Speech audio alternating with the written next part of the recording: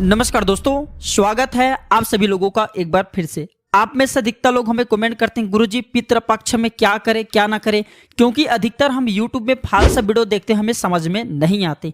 तो आज मैं आप लोगों को पितृ पक्ष में न करने वाले उपाय बताऊंगा जिससे व्यक्ति के जीवन में बर्बादी आती है, और पितृ पक्ष में किए जाने वाले उपाय बताऊंगा। यहाँ पे मैं डिमोटिवेट नहीं करना चाहूंगा, मैं आप लोगों को सबसे पहले उपाय बताऊंगा जिससे आपके जीवन में अध्यात्म में उन्नति हो, जिससे आपको सफलता मिले, आपको तरक्की मिले। पितरों को भी देवताओं के स्थान प्राप्त है, इसलिए पितरों को पितृदेव कहा जाता है। वीडियो को ध्यान से देखना, जो जानकारी बताऊंगा इस जानकारी से आपके पितृ प्रसन्न होंगे। आपके अगर कोई पितृ भटा करे उनकी आत्मा को शांति प्राप्त होगा और उन्हें मोक्ष की प्राप्ति होगा। अगर किसी को पितृ दोष लगा हो तो पितृ दोष पितृ कृपा में बदल जाएंगे। वीडियो को ध्यान से देखना, क्योंकि प्राचीन ज्ञान चैनल का मकसद है जनहित एवं जन कल्याण करना। अगर हमारे वीडियो में बताए गए जानकारी अच्छी लगेगी तो वीडियो को लाइक कर चैनल को सब्सक्राइब जरूर कर लेना और कमेंट बॉक्स में जय पितृदेव जरूर लिखना। सर्वप्रथम मैं आप लोगों को पितरों को प्रसन्न करने का यहाँ पे दो उपाय बता रहा हूँ। जबरदस्त पावरफुल उपाय बताऊंगा जिसका प्रभाव कभी विफल नहीं जाएगा। अगर आपके भी पितृदेव अगर भटक रहे हैं, उनकी आत्मा को शांति प्राप्त करना चाहते हैं, आप चाहते हैं कि अगर आपको पितरों के माध्यम से धन की प्राप्ति हो, आपके वंश आगे बढ़े, क्योंकि पितृ दोष लगने के कारण हमारे वंश रुक जाते हैं, हमारे वंश वृद्धि नहीं हो पाते, हमारे घर में कला कलेश होने लगते हैं, हमारे जो है घर के जितने भी सदस्य हैं सभी लोग की आपसी शत्रुता पैदा होने लगते हैं। तो पितृ पक्ष में ध्यान से सुनिए, आपको पितृ पक्ष में किसी भी दिन हरि चंदन भगवान विष्णु को जरूर लगाना है। ये जानकारी आपको YouTube में कोई भी नहीं बताया होगा। हरि चंदन कैसे बनाना है आपको मार्केट में नहीं मिलते, स्वयं बनाना पड़ेगा। कैसे, ध्यान से सुनिए, इसका फिर मैं फायदा बताऊंगा, इसका आपको क्या फायदा मिलेंगे। तो ये चंदन आपको बाजार में नहीं मिलते, खुद आपको बनाना पड़ेगा। आपको सूखे तुलसी के पौधा देखना है, तुलसी माता जो सूखे पौधा है इसकी जड़ आपको लेना है और इसके जड़ को लेकर के पत्थर में पीस करके अच्छी तरीके से इसका आपको लेप बनाना है। ठीक है, इसे पत्थर में पीसना और पीस करके इसका आपको अच्छा लेप बनाना है और इसके लेप में कुमकुम रोली ये डाल करके अच्छी तरीके से इसे मिक्स करना है।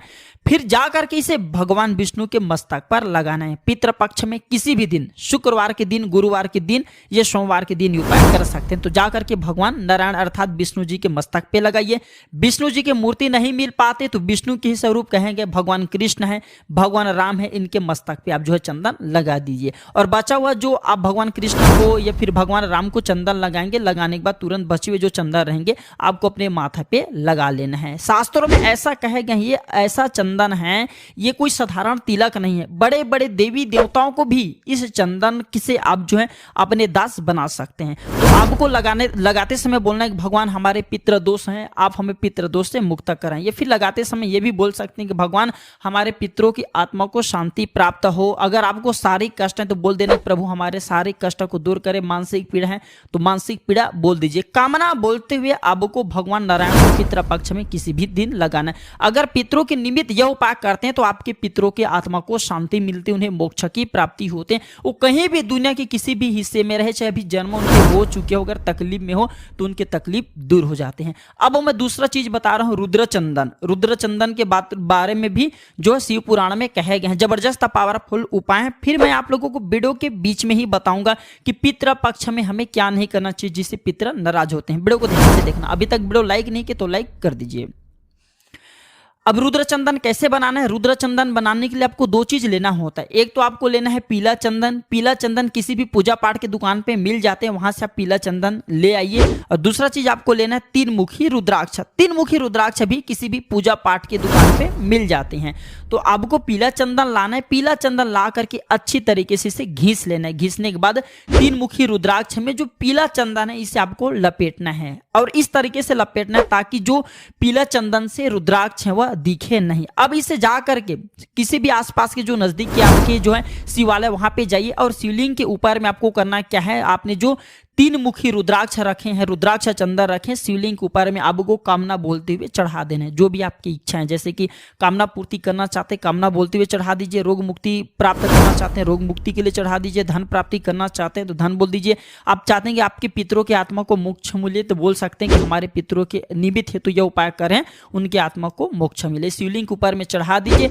फिर धीरे धीरे आपको सादे पानी डालना है, एकदम जल्दी से नहीं, धीरे धीरे सादे पानी डालना है, ताकि जो आपने रुद्राक्ष में पीले चंदन लपेट करके रखें उससे भगवान शंकर रुद्र का अभिषेक हो। धीरे धीरे आपको डालना है। तो चंदन शिवलिंग पर जैसे जैसे धीरे धीरे बहते आएंगे, आप देखना तत्काल उसी टाइम से आपके पितरों की आत्मा को शांति मिलना शुरू हो जाएंगे और आपकी भी इच्छा की पूर्ति होगा। पितर चाहे आपकी दुनिया में किसी भी हिस्से में क्यों ना रहे, चाहे उनके जन्म ही क्यों ना हो चुके हो, बिल्कुल उनकी आत्मा को शांति मिलना, उन्हें बिल्कुल ही पदार्थ मिलना शुरू हो जाएंगे। एक उपाय और बता रहा हूं पितृ पक्ष में, अगर आप लक्ष्मी से तकलीफ हो, कष्ट बहुत ज्यादा है, संबंध किसी से खराब होते जा रहे हैं, कोर्ट कचहरी का मामला चल रहे हैं, तलाक होने वाला है, या फिर कोई आपके घर में बहू है अपने घर में जाकर के बैठ गई हैं और आने का नाम ही नहीं ले रहे आपके घर में, अगर जो आपकी जमाई हो घर में जाकर के बैठ गए, लड़की को ले आने के बिल्कुल लाने के लिए तैयार नहीं हो रहे, यानी कि घर ही नहीं आ रहे, लक्ष्मी आती है टिकती नहीं है, सास बहू का आपस में बनता नहीं है, तो ये उपाय अवश्य करना। जबरदस्त पावरफुल पितृ पक्ष में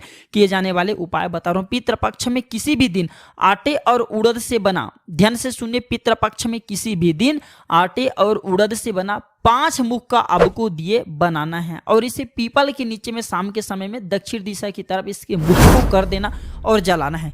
तो इस उपाय से लक्ष्मी आता है, पितृ दोष पितृ कृपा में बदल जाता है, जीवन में चली परेशानी दूर होता है, कोर्ट कचहरी का मामला हो, ये जीवन में चली सारे परेशानी वह दूर होता है। धर्मशास्त्रों में ऐसा कहे गए हैं कि पितरों को हमेशा लंबी बत्ती लगती है। ध्यान से सुनिए, इसी वजह से बहुत से लोगों को पितृ दोष लगते हैं। कभी भी मटके के पास में, जल के पास में या जो है परिंदे के पास में आप जो लंबी बत्ती मत लगाना, जो है गोल बत्ती मत लगाना, क्योंकि गोल बत्ती जो है ये पितरों को नहीं लगती। गोल बत्ती अगर आप जो घर के मटके के पास में पितरों की आत्मा की शांति के लिए लगाते हैं तो ध्यान से सुनिए, कभी भी आप जो है गोल बत्ती मत लगाना, हमेशा पितरों को लंबी बत्ती लगती है। अमावस्या दिन, पितृपक्ष के दिन पितरों के निमित्त हो, तो जो भी उपाय करें, जो भी कार्य करते, चाहे अमावस्या दिन हो चाहे किसी भी दिन, तो पितरों के निमित्त हेतु आपको गोल बत्ती का प्रयोग नहीं करना है। गोल बत्ती हमेशा भगवान की पूजा में, जैसे भगवान नारायण है, भगवान शंकर हैं, इंद्र हैं, इन सबकी पूजा में गोल बत्ती का प्रयोग होता है। लंबी बत्ती का प्रयोग देवियों की पूजा में होता है। आपने देखा होगा माता लक्ष्मी की पूजा होती है और जैसे कि माँ दुर्गा की पूजा होती है, तो हमेशा जो है लंबे बत्ती का प्रयोग होता है। पितरों की पूजा में लंबे बत्ती का प्रयोग होता है। कभी भी जिस घर में, धर्मशास्त्र कहते हैं, जिस घर में पितरों की पूजा में अगर गोल बत्ती का प्रयोग होता है वह घर फिर निर्धन हो जाता है। ऐसे घर में कभी भी लक्ष्मी नहीं टिकती, लक्ष्मी आएगी तत्काल चली जाएंगी, अर्थात आपके घर में धन की बरकत नहीं होती। तो इस बातों का भी जो है आपको विशेष ध्यान रखना है। घर में कदापि आप जो है गोल बत्ती का प्रयोग अपने पितरों के निमित्त हेतु जो भी उपाय करते हैं, चाहे पूजा पाठ करते हैं, उनके लिए अनुष्ठान करा रहे हैं, उनकी आत्मा की शांति के लिए कोई भी कार्य को करा रहे हैं, तो कभी भी विशेष रूप से ध्यान रखना, पितरों के निमित्त हेतु जो भी उपाय करते हैं उसमें जो है गोल बत्ती का प्रयोग मत करना। पितरों के लिए हमेशा लंबी बत्ती का प्रयोग किया जाता है। देवी की पूजा करते हैं उसमें भी लंबी बत्ती का प्रयोग करना, देवताओं की पूजा करते हैं उसमें गोल बत्ती का प्रयोग कर सकते हैं। ये छोटे छोटे जानकारी हमारे जीवन को आगे बढ़ाते हैं, हमारे जीवन को रोकने का काम करते हैं। हम इन छोटे छोटे बातों को इग्नोर कर देते हैं और बाद में चल करके हमें काफी परेशानी होता है। इसलिए हम प्राचीन ज्ञान चैनल के माध्यम से आप सभी लोगों को वह हर जानकारी व आसान विधि बताते हैं जिसमें आपका भला हो, जिसमें आपका कल्याण हो। हमारे चैनल का मकसद है जनहित एवं जन कल्याण करना। तो आज मैं आप लोगों को प्राचीन ज्ञान चैनल के माध्यम से जो पितृपक्ष में न किए जाने वाले उपाय बताए हूँ, ये आपके जीवन में कल्याणकारी साबित जरूर होंगे। क्योंकि बहुत से लोग जो है अपने पितरों के लिए 15 दिन तक दीपक जलाते हैं। वो क्या करते हैं, गोल वाला दीपक जला लेते हैं, गोल वाला बत्ती जलाते हैं। गोल वाला बत्ती उनके अध्यात्म जीवन में बाधा उत्पन्न कराते हैं, पितृ दोष लगाते हैं। आपकी पितरों को कहाँ मोक्ष मिलेंगे, बल्कि मोक्ष मिलने के स्थान पर उनके जीवन को और भी आप बर्बाद कर रहे हैं।